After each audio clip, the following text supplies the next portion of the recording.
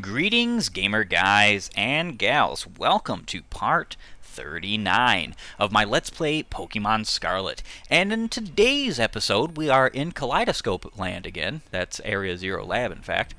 And right below me is a very special Pokemon we are going to be catching. The counterpart to our Koraidon here, which is the way that you're supposed to be able to counteract the fact that in order to have Koraidon be rideable but also be in the party, you have to switch them back and forth. This is their workaround, and I don't like the workaround. The only thing that it does do, however, which I will say I appreciate this, is that it allows you to have 2 of the box legendary, which means you can trade with somebody to get the Violet box legendary, which, by the way, I fully plan on doing. Fully intend on it. Definitely doing it. So on and so forth. I fully intend on doing that. I fully intend on giving my second Koraidon over to a friend of mine who has Scarlet.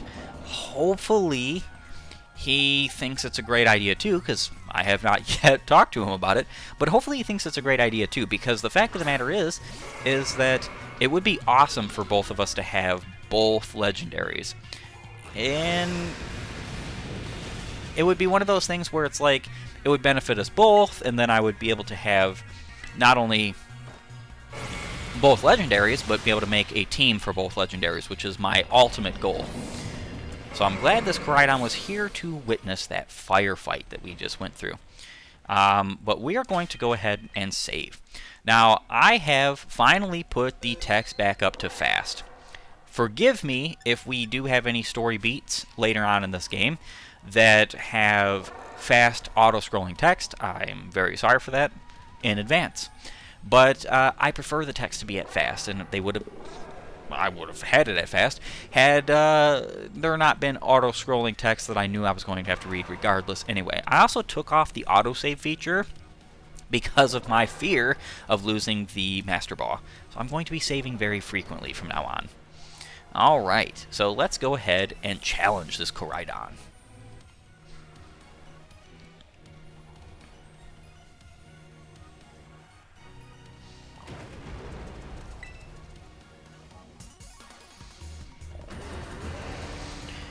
So, not only do you get to challenge this Koraidon, Orichalcum Pulse, sending its Ancient Pulse into a frenzy. We're not going to... Well, we could. We could use a Quick Ball here and just hope for the catch, which would be really, really great. It really would. But the problem is, this is the big problem here, because this Koraidon has... and is level 72, but has the Orichalcum Pulse out, that means that his attack is buffed by 1 stage. So his Sun drawing, or Sun summoning ability is, in my opinion, much better than Groudon's, because he gets a 50% boost to his attack upon coming in. I mean, it's basically like a somewhat nerfed but also buffed version of Intrepid Sword for Zacian, because Intrepid Sword stays on the Pokemon until basically switch out, whereas I'm pretty sure this keeps the Pokemon's attack raised even after the sun goes bye-bye, but I don't know that for a fact. So we're probably just going to go ahead and throw a Breaking Swipe his way. Ooh.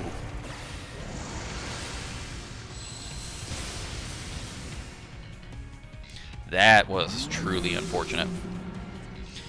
Alright, so we're going to switch in Tauros. Truly unfortunate. And we're going to switch right out of Tauros, because we want to switch back into Tauros. Pokemons, we're going to switch into Veluza.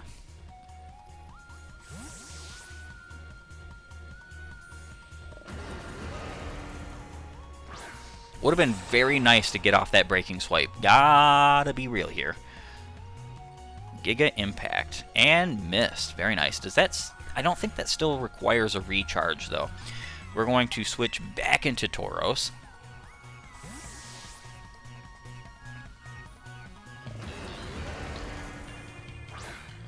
Alright, now it's basically like this Pokemon has been intimidated once. Giga Impact missed again? Doesn't it have a 95 hit? Like, 2 misses of that in a row is kind of really and truly odd. Like, really and truly odd. We are going to do this again, though. We're going to switch right back into Tauros. We're going to keep on doing this because basically this Pokemon is a nightmare trying to face him without cheesing a little bit. Collision Course. This is not going to be very effective, but it might still KO. Oh, not even close. Not even remotely close. Alright, so we're pretty well set. We're going to do this a few more times, probably. Not necessarily to, like, the lowest stage of attack that we can possibly get this Pokemon to, because I don't think that really and truly matters. Oh, wait. Wait a minute now. Bulk up is a problem here. We are going to switch out again. Maybe we should start attacking. I think that's probably a good idea. I don't want to feint this Pokemon. The sun should be gone, isn't it? Collision Course. Yeah, that's not going to be very effective regardless of what you do. Aqua Cutter.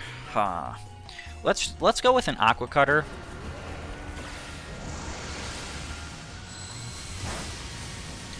Yeah, there's going to come a time where this Pokemon is literally going to have nothing but... Oh, wow, that did, like, nothing. Bulk up. Yeah, if we get a crit, it totally bypasses that, so it doesn't really matter. Alright, that was some decent damage. Collision Course. It kind of stinks that we are slower than this Pokemon. Ah, and there we go. Alright, so round 2 with Koraidon. I think I have a little bit of a better idea here for how I'm going to deal with this Pokemon. Hopefully? Now, first and foremost, I am going to throw out a good old Quick Ball just to see if it works. I am not very hopeful, or I don't really believe it's going to work, let's just be real. And I'm definitely not going to use what they intend me to use the Master Ball here for, which is just to quick catch them.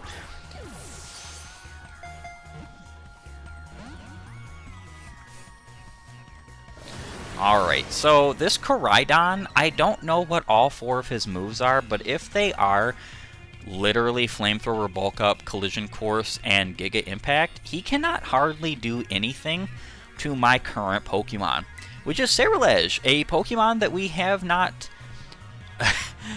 He can't do anything. I forgot about Flash Fire. He can't do anything.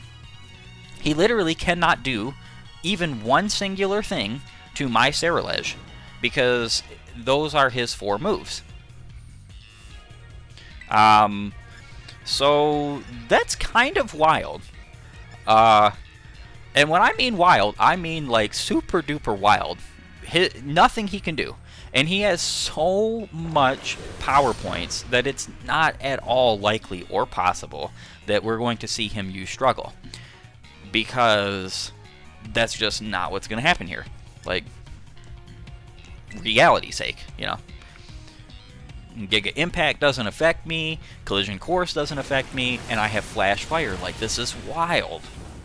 I didn't even think about that. I did think about, like, the Giga Impact and Collision Course not being able to affect my Scarlet, but I totally forgot about the presence of Flash Fire, because it's not something that you get a lot of use out of unless you're using a Pokemon competitively, and then you get into, like, real good battles where you're doing good strategy, so on and so forth. we're going to have a very small window for catching this Pokemon, and I'm hoping to use a timer ball to do so. So the only thing I can do right now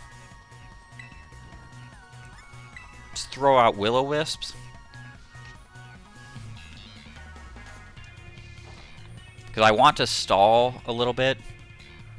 Yeah, Wild Koraidon is already burned. He's going to... It's probably going to be a couple more turns. We're going to try to use timer balls, and if it doesn't work, I might end up just going into this battle Will-O-Wisping him, and then just not using, like, any move other than Will-O-Wisp, so that I can get down to the point where timer balls are 4 times effective. Which they are... I believe after turn 10. Or turn 10 and higher. So we still have a few more turns. We're not going to have the full effect of the timer ball when he is down to his very low health that we want to get him to. But that doesn't matter, because reality is that he's going to be burned and in red health very soon. So we might still catch him with the timer ball. I think a timer ball would be really fitting for him. Look really cool with him, with his design.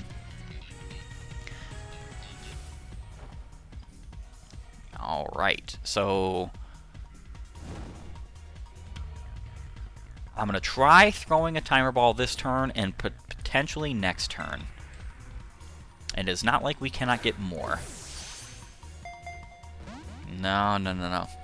Well, it might very well be that we're going to have to redo this battle one more time if this does not work. We might have one turn after this to do this. Might, but I'm not entirely sure. So hopefully the timer ball just catches him here. Nope, and it did not. Collision course. You cannot do anything to my Cerulege. Alright, so he is at literally like... I want to say that's, what, 2 to 3% health? If we don't catch him here, we're just going to have to retry this battle. And we did not. Alrighty. I'll be right back for attempt number 3. Alright, so for the sake of keeping this from being excruciatingly boring, I decided to go ahead with the same old strategy we used in the last iteration of this battle until we got to the point where Koraidon is at red health. Now, he probably has at least 2 turns that I'm going to be able to throw timer balls in. Maybe 3, but I doubt 3. If we fail to catch here, I'm going to have to redo again and again and again until I basically get the catch. This is the problem with burn. I'm actually not going to do this strategy a 3rd time. I am going to get someone on my team who can use Thunder Wave. I don't know which one of my Pokemon can, if any of them can. And if I can, I'm going to use Thunder Wave, then do this, and, you know, get him lower with Cerulege, because he can't do anything to damage my Cerulege. So that's the plan if this does not work out. And of course, we have already waited beyond 10 turns. Alright, awesome. Fantastic, even.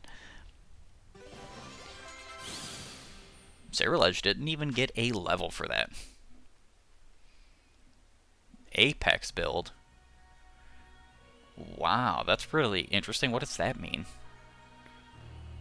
This seems to be the Winged King mentioned in an old expedition journal. It is said to have split the land with his bare fists. What does Apex build mean?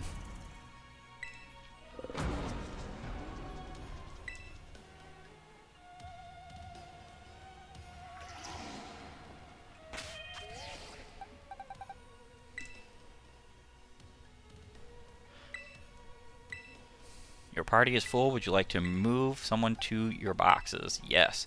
I want to see what's up with this. Check summary.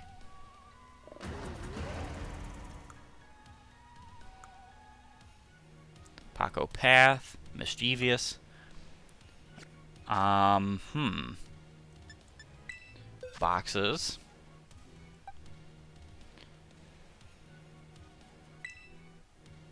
check summary.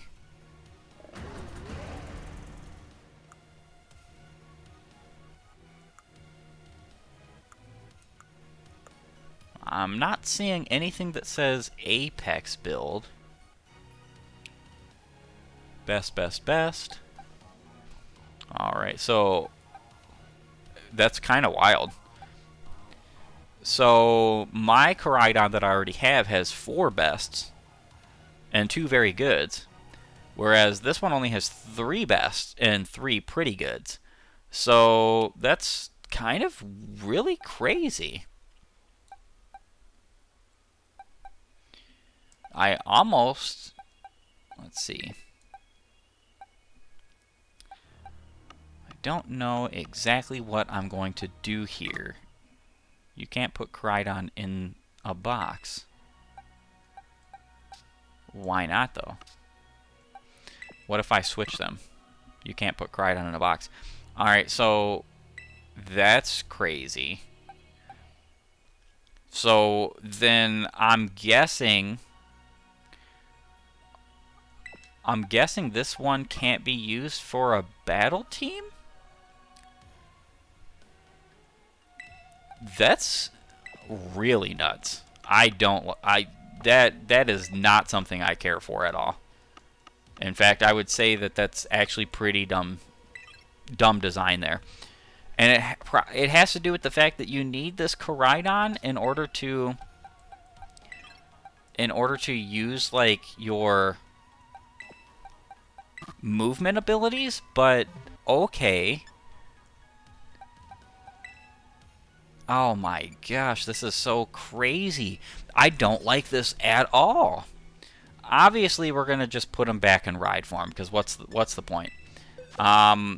We could have him in battle form, we could even use him in battle form, but really and truly, that's actually kind of very disappointing, because that means that I'm not going to be able to trade my Koraidon here for an Miraidon.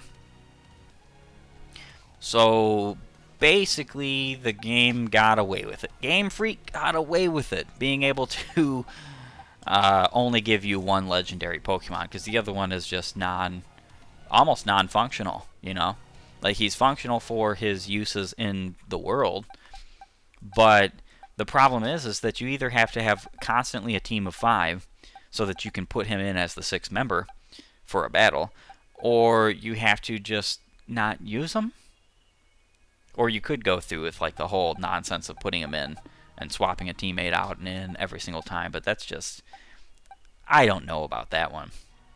That's going a little bit off the beaten path there, which kind of means that my Violet team might end up being, my Violet Ubers team might end up being a no-go unless I change it around a lot. Because the problem is that I was expecting to have a Miraidon, and that was part of the reason why I was like, okay. Because I could, at that point, then make a team with some of these Pokemon who also have Quark Drive, which is affected upon electric terrain, which Miraidon sets up automatically. Just like how all of these Pokemon have Photosynthesis, which activates upon the use of Orical Compulsor setting Sun, which Koraidon sets up automatically. And these abilities just do the exact same thing that Orical Compulse and Hadron Engine do without the setup. So, like, Orical Compulse buffs the attack stat. Well, they don't do the same thing. Buffs the attack stat of Koraidon upon switching in, upon setting up the Sun in the Orical Compulse, buffs his attack stat 1 stage. Photosynthesis buffs the most proficient stat, besides HP, of any of these Pokemon, which you can kind of choose some of them. Like, for instance, Great Tusk here. You could choose either his attack or defense. You could even, I think, get away with making his speed the highest in order to get the buff. Quark Drive does the same thing, but you have to switch in on electric terrain. So, who knows what's going to go on with that there. I am not a big fan. Not a big fan at all. In fact, I'm actually kind of super duper disappointed. But what can you do? This is just how this game is in general. Is that like you can't control. Yeah, fly to this spot. You can't control whether or not like the game design that they're going to do is for or against that whole like situation. I'm actually, again, I understand it to a degree because of the necessity that is harbored upon having our good friend Koraidon as a party member constantly. I'm guessing what it allows you to do is to just, use this Pokemon to your fullest extent and desire, but then use the other Koraidon for like competitive or whatever you want. It's okay. It's whatever. I am still going to, since I have to keep both, I am still going to EV train this one as well, because why not? They could both be EV trained. They could even both have similar moves. I wouldn't say exactly similar. I'm probably going to change up some moves because I would like this one to be a little bit more beneficial for my team, whereas the one that will be for competitive will be benefiting his competitive team more so. So, with all that being said, I want to thank you for joining me as we ventured into Paldea and finally caught our second Koraidon, the really apex predator Koraidon build, whatever the game was trying to say there. I don't know, because I wasn't even saying that for this one, unless I missed that somehow, some way. Who knows? But with all that being said, we're going to be finding ourselves taking a different turn in the next couple of episodes concerning what we're doing in this post game. We're probably going to catch the Pokemon of Ruin before we get into any kind of gym leader or battle like things. We're probably going to do the Pokemon of Ruin next. We'll see. But until that time, if you like my content, please upvote and follow, or like and subscribe depending on your platform. Comment and share, it's always appreciated, and while you're at it, have a great and glorious day gaming.